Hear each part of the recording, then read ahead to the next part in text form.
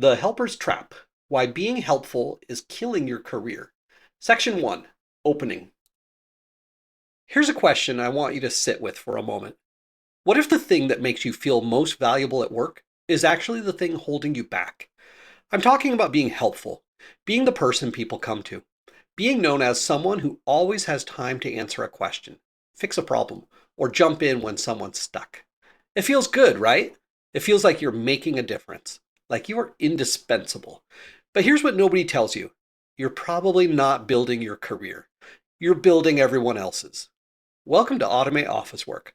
I'm your host, Justin, and today we're going to talk about one of the most uncomfortable truths in office culture: the helper's trap. And more importantly, how to escape it without becoming the office jerk. Section 2: The Seductive Lie of Being Helpful. Let's start with why this trap is so seductive in the first place. When you help someone, you get immediate feedback. Sarah from accounting thanks you for fixing her spreadsheet formula. Tom from sales sends you a grateful email because you walked him through the CRM one more time. Your manager sees you staying late to help the new hire figure out the filing system. This feels meaningful. And the truth is, in that moment, it is meaningful. You helped a real person solve a real problem.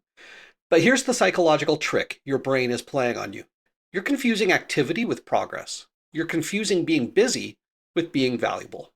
You're confusing being needed with being irreplaceable. These are three completely different things. Think about it this way. Imagine there's someone in your office. Let's call her Maya. Maya is fantastic. She knows where everything is. She remembers how to do all the weird workarounds for the broken systems. She can answer any question about the quarterly reporting process. Everyone loves Maya. Here's the question: can your company promote Maya? No, they can't. Because if they promote Maya, who's going to answer all those questions? Who's going to do all that helping? Maya has made herself indispensable to the current level of operations, which means she's also made herself stuck there. This is the helper's trap. You become so good at keeping the current system running that you can't be moved. You're the human duct tape holding together broken processes. And here's the worst part. While you're being helpful, someone else, someone who's worse at the actual work than you, is working on the high impact project that gets visibility. They're building the thing that gets presented to leadership. They're creating the wins that go on their resume. They might even be coming to you for help on that project, and you're giving it to them because you're helpful. Do you see the problem? Section 3: The Psychology of the Helper. Now, before we go further, I want to acknowledge something important. If you're someone who falls into this helper pattern, you're not weak. You're not naive. You're actually responding to very real human needs and very real workplace dynamics. Let's talk about why we help. First, there's the dopamine hit. When someone says thank you, when someone tells you you're a lifesaver, your brain releases actual feel-good chemicals. It's an immediate reward. Compare that to working on a strategic project where the payoff might be 6 months away, or working on automation where the benefit is invisible and gradual. The helping feels better in the moment. Second, there's the safety of it. When you're helping, you're valuable in an obvious way. Nobody questions whether answering questions is useful. Nobody asks you to justify why you helped someone. But if you spend 3 hours building a template that will save everyone 10 hours a month, that's harder to defend in the moment. Why weren't you available? I needed help and you were working on what exactly? Third, and this is the one we don't talk about enough, there's the ego component. Being the helper means being needed. It means having knowledge that others don't have. It means being at the center of things. There's a weird power in being the only person who knows how to do something. This is especially true if you're someone who doesn't have formal authority. If you can't promote people, can't control budgets, can't make strategic decisions, then being needed becomes your form of power. It's not official power, but it's real power nonetheless. And here's where it gets really insidious. Many workplaces actively reward this behavior. You get praised for being a team player. You get recognized for having a helpful attitude. You might even get good performance reviews because you're always willing to pitch in. But, and this is critical, you don't get promoted. Because the things that get you promoted are different from the things that get you praised. Promotions go to people who deliver measurable impact, free up resources rather than consume them, scale their value beyond their immediate presence, create systems rather than perform tasks, work on high visibility strategic initiatives. Notice what's not on that list? Answering the same question 17 times, fixing other people's mistakes, being the person who stays late because someone needs help. So we're stuck in this trap. We help because it feels good. We help because it feels safe. We help because it gives us a role and an identity. And in doing so, we actively prevent ourselves from doing the work that would actually advance our careers. If you've made it this far, you're probably getting benefit from what I have to share. You might even be thinking about sharing this with colleagues or having a conversation with your team. If you're feeling generous and would like to give back to support me in my efforts, you can do so at buymeacoffee.com/automateoffice. Donations can be one-time or recurring in any amount that you would like, and show me that you appreciate the content I provide. Section 4. The false dichotomy. Now here's where most people get stuck. They hear what I'm saying and they think, so I should just stop helping people? Should I become one of those people who only cares about themselves? No, that's not what I'm saying. And this is important, so stay with me here.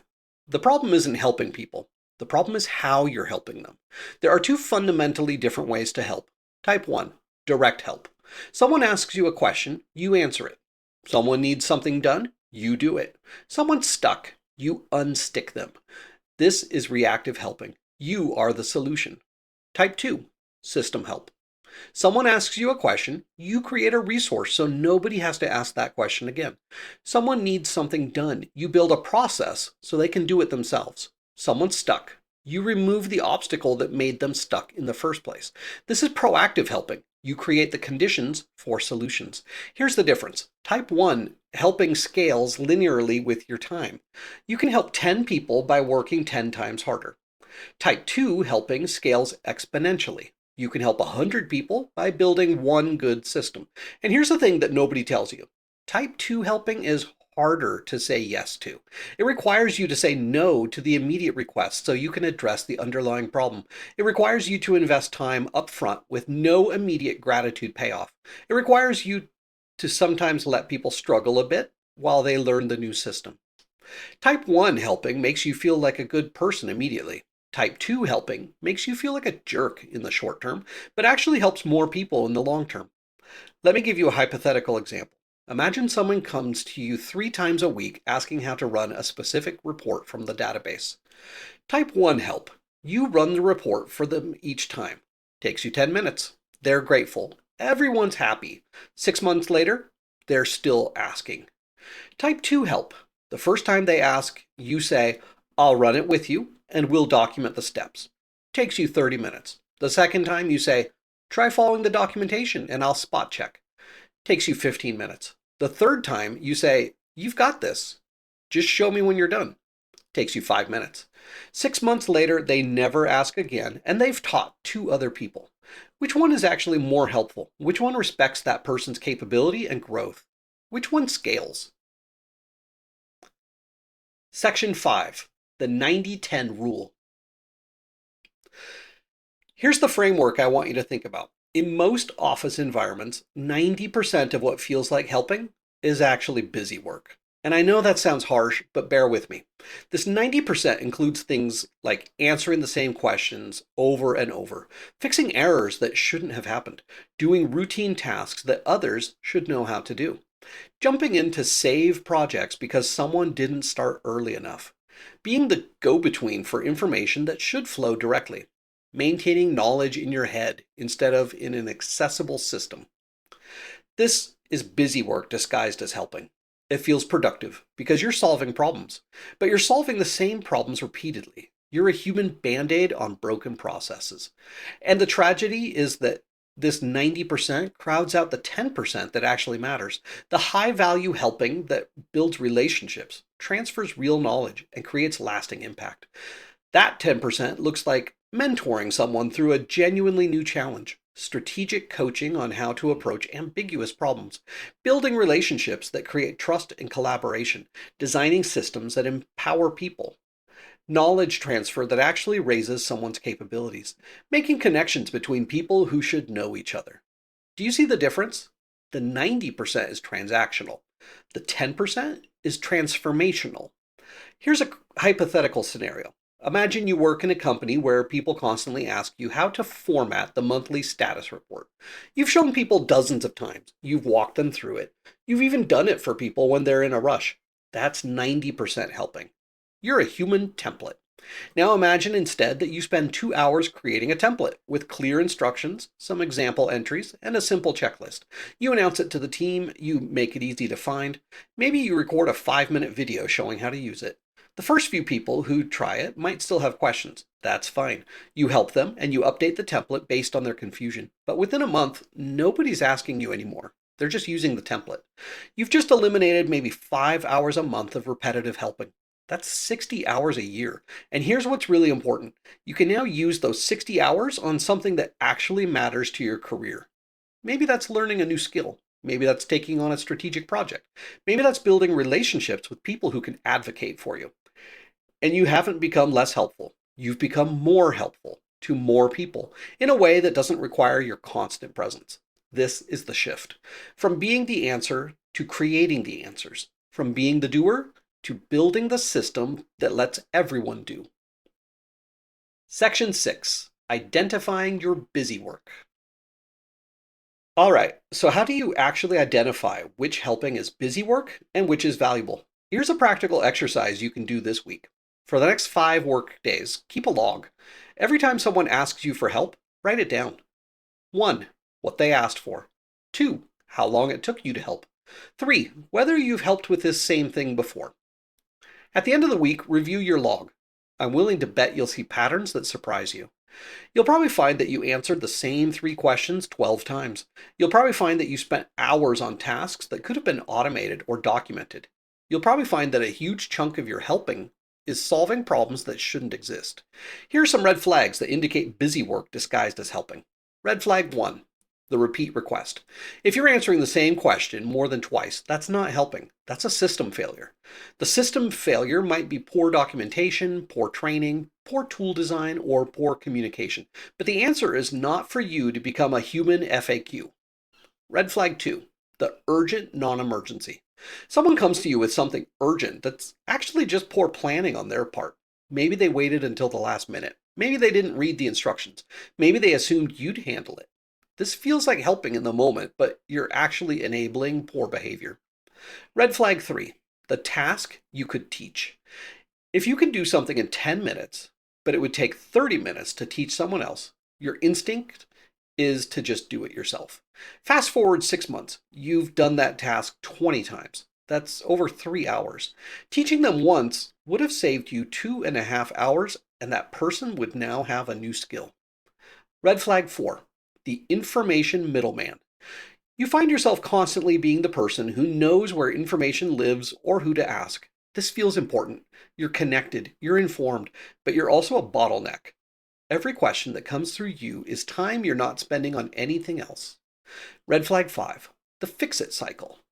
You fix someone's mistake, and then you fix it again next week, and again the week after.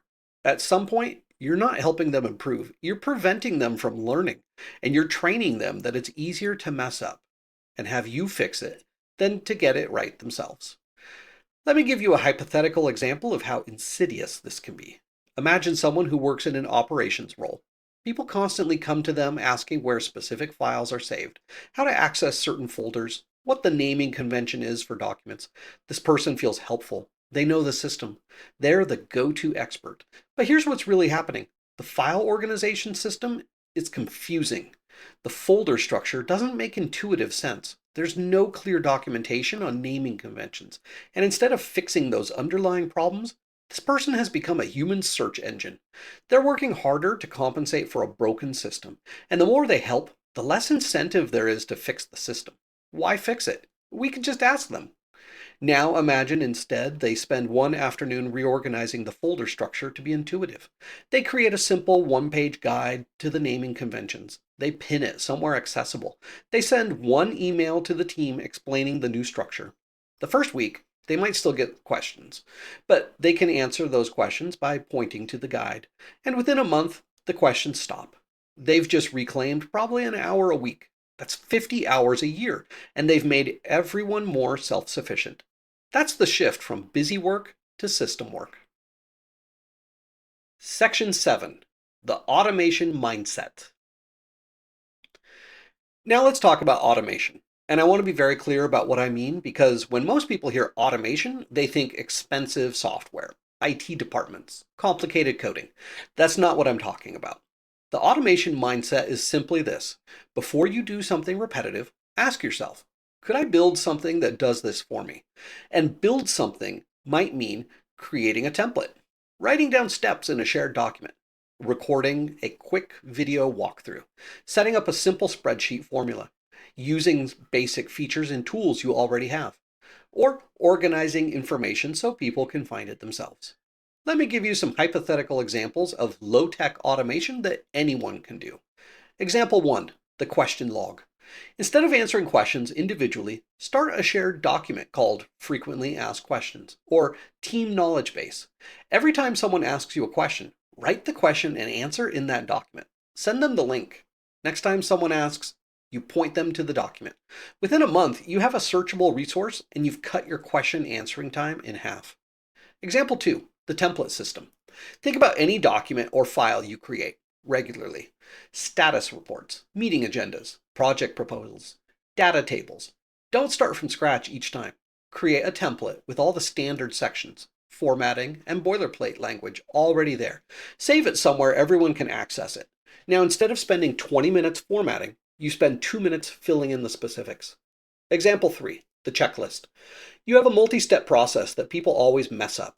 Don't just fix it each time. Create a simple checklist. Could be in a Word doc, could be in a shared task manager, could even be on a physical printout. Each step clearly written with checkboxes. Hand it to people and say, follow this, and you won't miss anything. Example 4, the video walkthrough. You find yourself showing people how to do the same computer task over and over. Record yourself doing it once. 5-minute screen recording with your voice explaining each step. Save it in a shared location.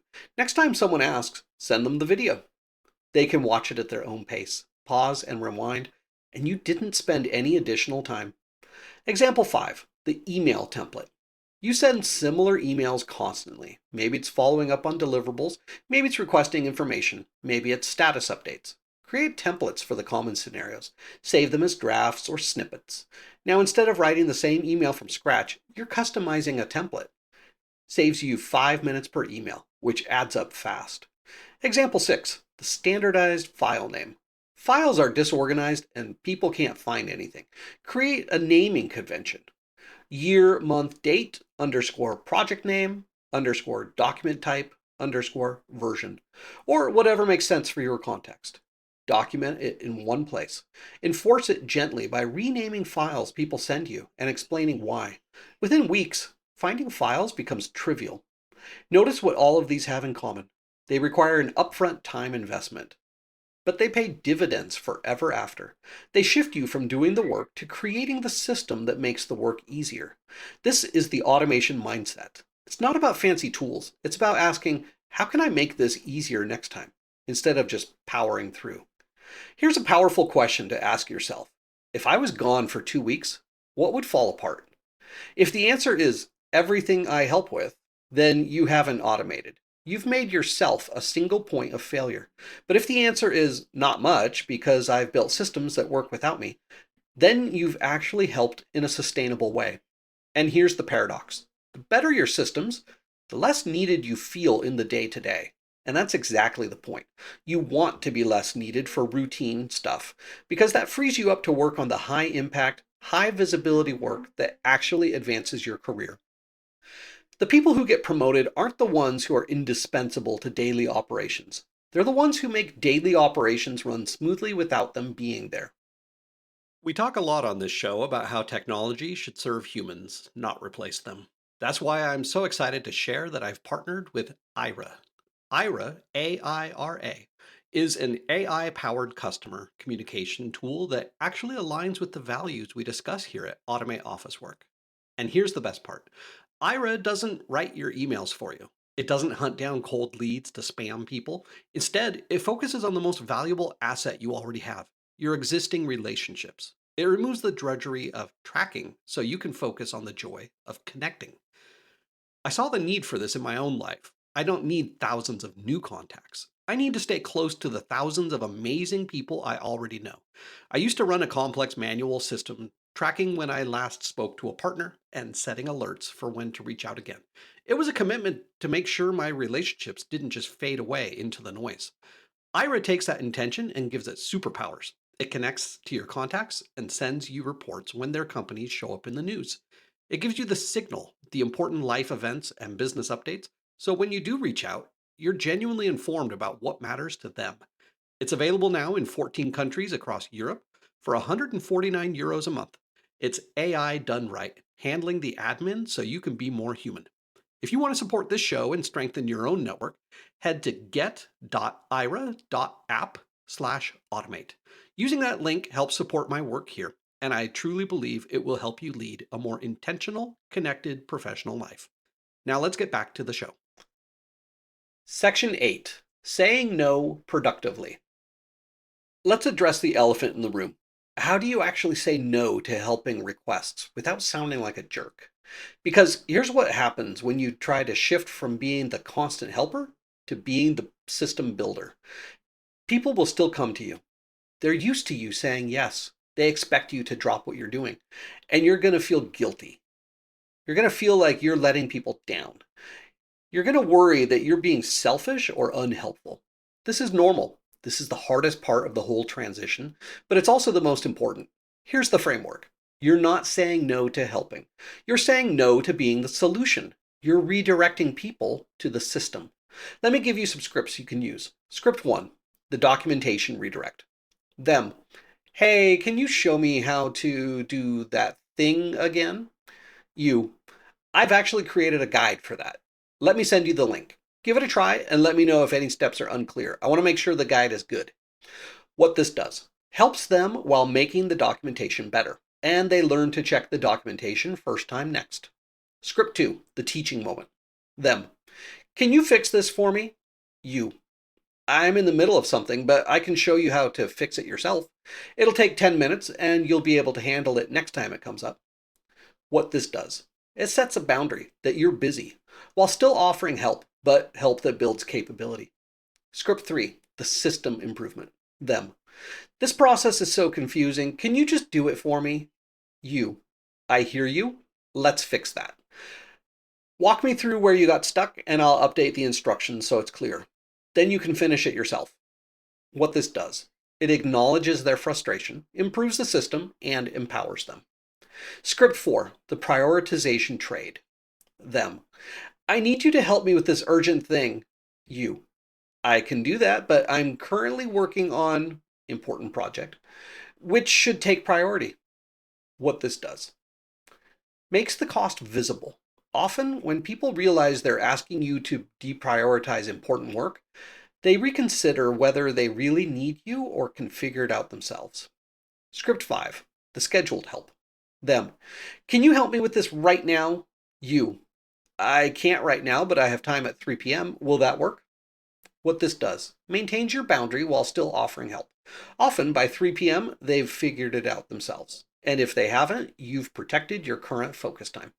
Here's what's important to understand. When you say no to being the solution, you're not being unhelpful. You're being helpful in a smarter way. You're helping them build capability instead of dependency. You're helping them learn instead of staying stuck. You're helping in a new way that scales. And yes, some people will be annoyed.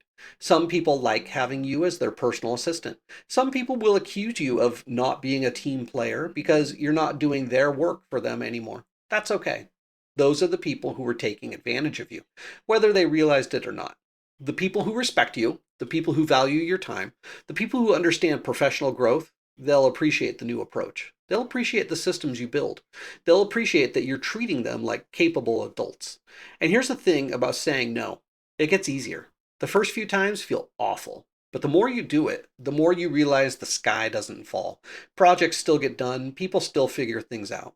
The world keeps turning, and you finally have time to work on things that actually matter. Section 9, protecting the 10% that matters.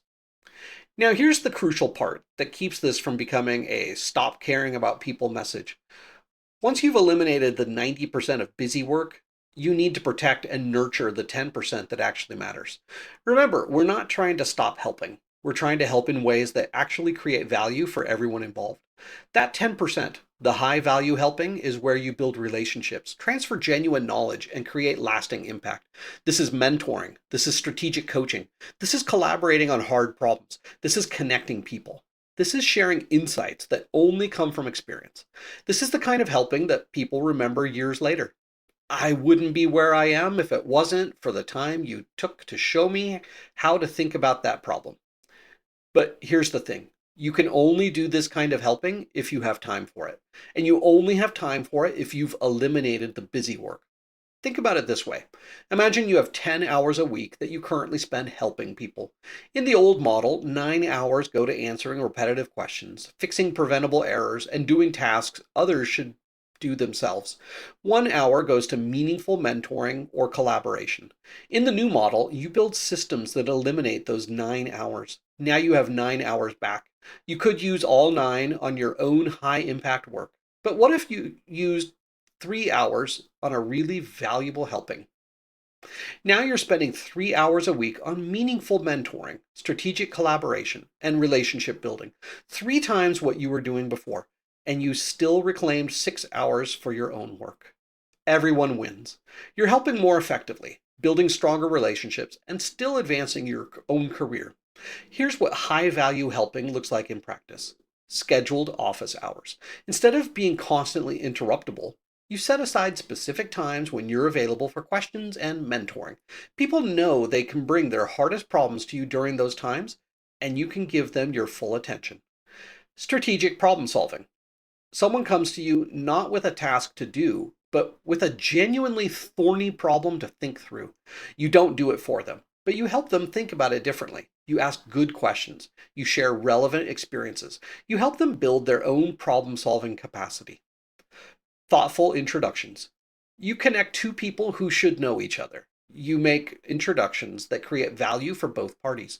You build networks, not just answer questions. Real mentoring.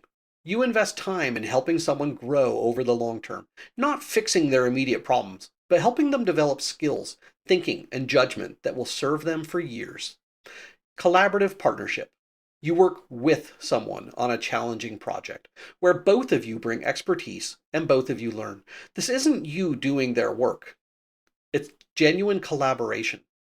This is the helping that matters. This is the helping that builds relationships, creates loyalty, and develops people. And ironically, this is the helping that also advances your career, because this kind of helping makes you visible for the right reasons. It demonstrates leadership, strategic thinking, and the ability to develop others, all things that matter for advancement. Section 10, the career calculus. Let's talk about the career math, because this is where the rubber meets the road. Every organization has limited promotion slots. Every manager has limited opportunities to advocate for their people. Every performance review cycle comes down to who delivered measurable impact. And here's the uncomfortable truth. Being helpful doesn't show up on those metrics.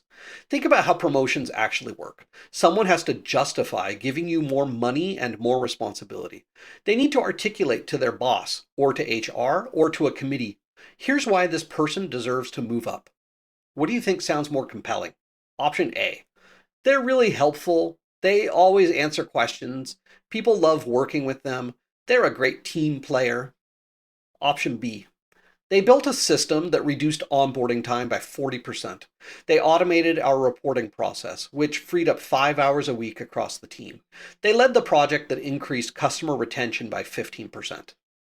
Option A is nice. Option B is promotable. And here's what makes this even more challenging. Option A often correlates with better performance reviews in the short term. Your manager loves that you're helpful. Your colleagues give you glowing peer feedback. You might even get awards for being a team player. But when promotion time comes, you get passed over. And you're confused because your reviews were great. Everyone loves you. You work harder than everyone. What happened? What happened is that you optimized for the wrong metrics. You optimized for being liked and being needed instead of optimizing for being impactful and being scalable. The people who get promoted are the ones who free up resources instead of consuming them, solve problems once instead of repeatedly, create systems instead of performing tasks, demonstrate strategic thinking instead of tactical execution, build leverage instead of working linearly. These are all things that the system building approach gives you. When you build a system that saves everyone 5 hours a month, you created value that compounds. That's 300 hours a month across a team of 60 people. That's measurable. That's promotable. When you mentor someone who then goes on to lead a successful project, you've multiplied your impact. That's leadership. That's promotable. When you automate a process and use the time you save to work on a strategic initiative, you've demonstrated that you can operate at the next level. That's promotable. But when you answer the same question 100 times, when you fix the same error over and over, when you're the go-to person for routine tasks, you've demonstrated that you're really good at the level you're at, which means you'll probably stay there. I know this sounds cynical. I know it sounds like I'm saying kindness doesn't matter or relationships don't count. That's not what I'm saying. Relationships matter enormously, but the relationships that matter for your career are the ones built on respect and mutual growth, not the ones built on dependency and rescue. The question isn't, should I help people? The question is, how can I help people in a way that creates sustainable value for everyone, including me? Section 11, Practical Implementation. All right, so let's talk about how you actually do this, because knowing you should change is different from knowing how to change. Here's a practical 4-week plan to start shifting from being the helper to being the system builder. Week 1, the audit. Don't change anything yet, just track. Every time someone asks you for help, write it down. What did they ask for? How long did it take? Have you helped with this before? Could this have been prevented with better systems? At the end of the week, review your list. Identify the 3 most common or time-consuming help requests. These are your targets. Week 2, build your first system. Pick one of your 3 targets. Build something to address it. It could be a template, a documented process, a simple guide, an FAQ document, a recorded walkthrough, a reorganized filing system. Don't try to make it perfect. Make it good enough. 2 hours of work maximum. The goal is to create something you can point people to instead of doing it yourself. Week 3, the redirect practice. This is the hard week. When people come to you with the request you've systematized, you redirect them to the system. I've created a guide for that. Here's the link. Try it and let me know if any steps are confusing. You'll feel like a jerk. You'll feel guilty. People might be annoyed. This is normal. Push through it. But also pay attention to where people get stuck. When they come back with questions, that's feedback. Update your system to address those points. Week 4, iterate and add. By now, your first system is working. Maybe not perfectly, but people are using it. Some people have even stopped asking you entirely. Now pick your second target from your list. Build a system for that. Repeat the process. And here's what you do with the time you're saving. Protect it. Block it on your calendar. Label it project work or strategic planning or whatever sounds official. Use it for a high impact work or for that high value 10% helping we talked about. Don't let it get filled in with more busy work. Beyond week 4, the multiplier effect. Once you have a few systems in place, something interesting happens. People start to internalize the pattern. They check the documentation before asking. They try to solve things themselves first. They start to respect your time differently, and you start to get a reputation, but a different kind of reputation. Instead of being known as the person who always helps, you become known as the person who builds things, or the person who fixes broken processes, or the person who makes everyone's job easier. That's a better reputation. That's a promotable reputation. Here are some practical tips for making this work. Tip 1. Communicate the transition. You don't have to make a big announcement, but if you want to be proactive, you can say something like, I'm working on building better documentation and systems so everyone can be more self-sufficient. If you come to me with a question, I might point you to a resource instead of just answering directly. This is to help everyone, not to blow you off. Tip 2. Make systems accessible. If people can't find your documentation, your templates, your guides, they won't use them. Put them somewhere obvious. Make the organization intuitive. Maybe create a simple Start Here document that links to everything. Tip 3. Accept imperfection. Your first template will have mistakes. Your first guide will have unclear sections. Your first system will need iteration. That's fine. Ship it anyway. You can improve it based on real feedback, which is better than trying to make perfection in isolation. Tip 4. Celebrate the wins. When someone successfully uses your system without needing you, that's a win. When you reclaim an hour of your week, that's a win. When someone says, this template saved me so much time, that's a win.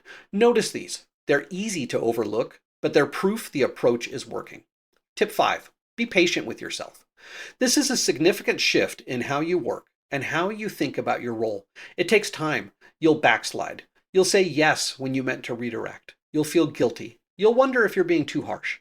That's all normal. Change is hard, especially when you're changing patterns that have been reinforced for years. Section 12, the relationship question. Now, I want to address something that might be bothering you. Won't I damage my relationships if I stop being so helpful? This is a real concern, and the answer is, it depends on what those relationships were built on. If a relationship is built on you doing things for someone else, then yes, that relationship will change when you stop.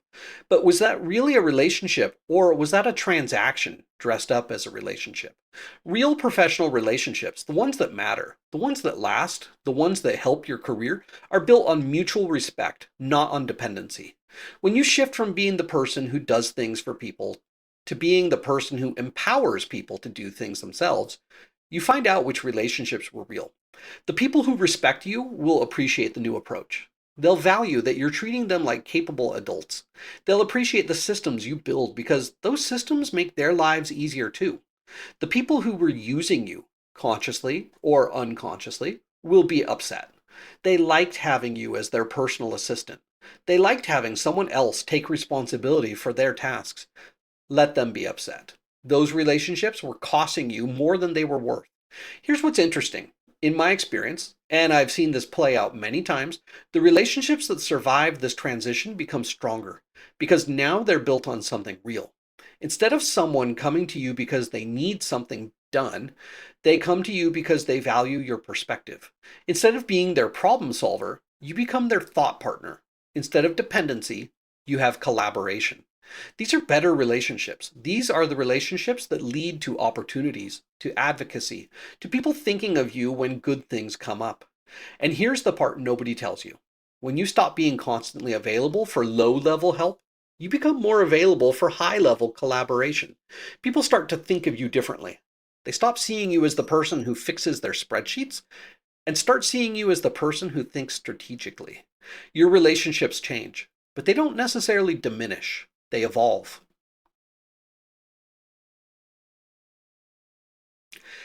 Section 13, closing, the real meaning of helpful.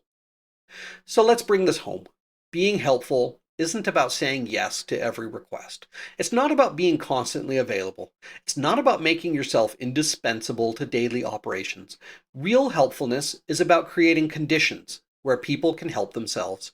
It's about building systems that scale. It's about empowering instead of enabling.